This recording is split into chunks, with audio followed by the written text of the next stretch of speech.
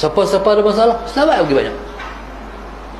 1,000, 2,000, 3,000, 4,000, 5,000, 6,000, 7,000, 8,000, 9,000, 10,000, 12,000.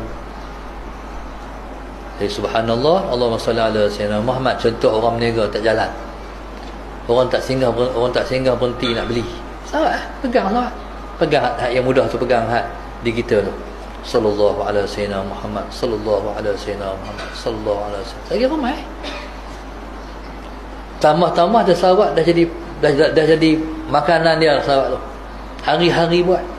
40 hari tak tinggal-tinggal.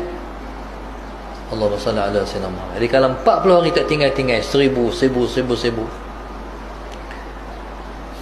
Bila dah cukup 40 hari, Allahumma salli ala sayyidina Muhammad, sekalipun selawat dia dah tak cukup sampai 12 hari, sampai 1,000 dah pun. Jadi dia duk makan hari-hari, rezeki duk main tu dengan selawat 1,000, 40 hari. Jadi